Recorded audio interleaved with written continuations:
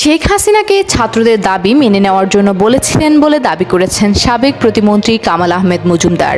সোমবার ৩ ফেব্রুয়ারি ঢাকার metropolitan magistrate GM. Farhan সিদ্দিকীর আদালতে তাকে হাজির করা হলে তিনি এমন দাবি করেন। তিনি আদালতে বলেন, একের পর এক মিথ্যা মামলা দিয়ে আমাকে হয়রানি করা হচ্ছে।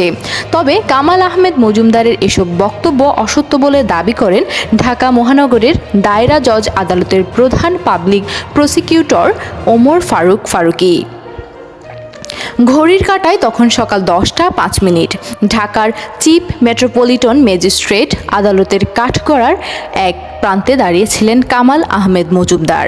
হঠাৎ বিচারকের উদ্দেশ্যে কামাল আহমেদ মজুমদার বলেন, দেশে যদি সত্যিকারের আইনের শাসন থাকতো তাহলে আমাকে এভাবে হয়রানি করা হতো না। একের পর এক মিথ্যা মামলা দিয়ে আমাকে হয়রানি করা হচ্ছে। বাদীর কোনো খবর নেই, এখন আমার পরিবারের বাসায় থাকতে পারছে না। এই পর্যায়ে কাঁদতে শুরু করেন কামাল আহমেদ মজুমদার। তিনি আবার আদালতের উদ্দেশ্যে বলতে থাকেন, আমি একজন বীর মুক্তিযোদ্ধা, আদালতের প্রতি আমার সম্মান রয়েছে, আমাকে মিথ্যা মামলা দিয়ে হয়রানি করা হচ্ছে।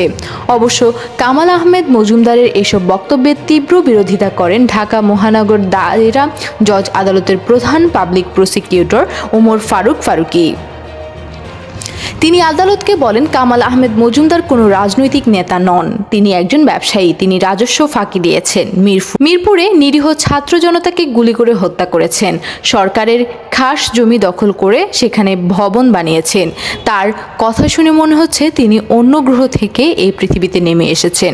তিনি বলছেন, বাদীর কোনো খবর নাই, শত শত স্কুল বাচ্চা ছাত্র জনতাকে গুলি করে হত্যা করা হয়েছে, তারা বাদী হয়ে মামলা করেছেন, রাষ্ট্র এই বিচারের দায়িত্ব নিয়েছে।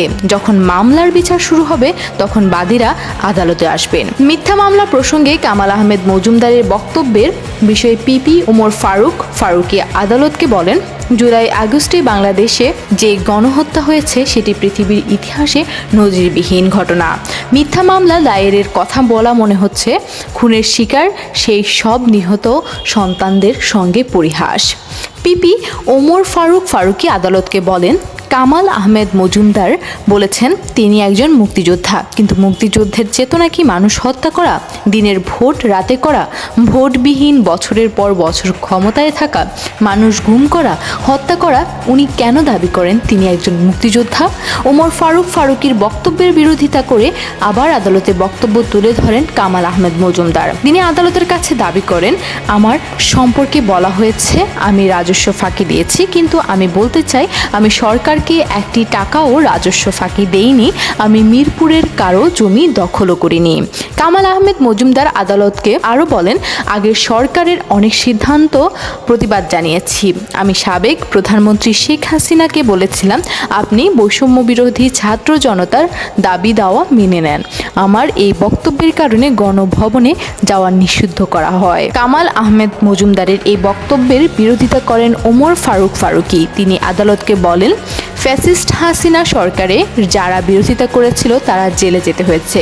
হাসিনা সরকারের মন্ত্রী আব্দুল লতিফ সিদ্দিককেও জেলে যেতে হয়েছে। এখন কামাল আহমেদ মজুমদার বলছেন তিনি শেখ হাসিনার অনেক সিদ্ধান্তের বিরোধিতা করেছিলেন।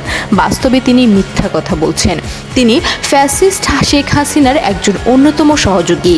উভয় পক্ষের বক্তব্য শুনে আদালত রাজধানীর মিরপুর থানায় দায়ের করা 2টি হত্যা মামলায় কামাল আহমেদ মজুমদারকে গ্রেপ্তার দেখানোর আবেদন মঞ্জুর করেন।